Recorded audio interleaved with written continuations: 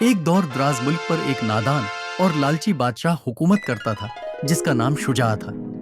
بادشاہ کے پاس دولت کی کوئی کمی نہیں تھی، لیکن اس کا لالچ ہمیشہ بڑھتا ہی رہتا تھا۔ وہ ہر وقت یہی سوچتا تھا کہ کسی طرح راتوں رات اس کی دولت دوگنی یا چوگنی ہو جائے۔ ملک کے دوسرے کونے میں ایک غریب اور سادہ لوگ کسان رہتا تھا جس کا نام کریم تھا۔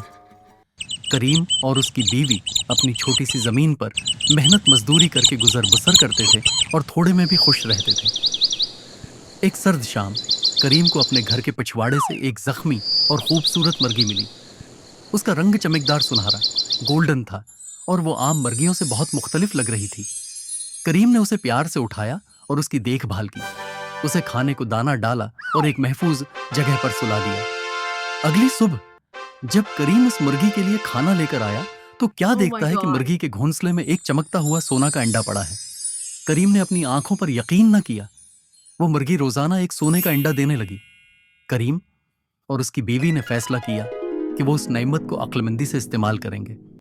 انہوں نے سب سے پہلے اپنا قرض اتارا، ایک چھوٹا سا مکان بنایا اور گاؤں کے ضرورت مندوں کی چپکے سے مدد کرنا شروع کر دی۔ وہ اب بھی محنت کرنا نہیں چھوڑتے تھے کیونکہ انہیں معلوم تھا کہ دولت عارضی ہے، اصل چیز محنت اور ایمانداری ہے۔ یہ خبر بادشاہ شجاع تک بھی پہنچی۔ جب اس نے ایک دن کریم کو بازار میں ایک بڑا سونا کا سکہ تبدیل کرواتے دیکھا تو اس کا لالچ بے قابو ہو گیا۔ اس نے فوراً کریم کو اپنے دربار میں بلایا۔ بادشاہ نے کریم سے پوچھا، تم ایک غریب کسان ہو کر اتنی دولت کہاں سے لائے؟ کریم نے فوراً مرغی اور روزانہ ایک سونا انڈا دینے کی ساری بات بتا دی۔ بادشاہ نے مرغی کو دیکھا، اس کے دل میں خیال آیا کہ اگر یہ مرغی روزانہ ایک انڈا دیتی ہے تو اس کے پیٹ کے اندر کتنا سونا ہوگا۔ اگر میں اس کو کاٹ دوں تو مجھے ایک ساتھ بہت زیادہ سونا مل جائے گا اور مجھے روزانہ کے انتظار کی ضرورت نہیں پڑے گی۔ یہ سوچ کر اس کے چہرے پر خوفناک مسکراہٹ پھیل گئی۔ نادان بادشاہ نے کریم کو تھوڑا بہت پیسہ دے کر چپ کرایا اور مرغی کو اپنے پاس رکھ لیا۔ اسی شام بادشاہ نے اپنے باورچی کو حکم دیا کہ وہ اس مرغی کو کاٹ کر سارا سونا نکالے۔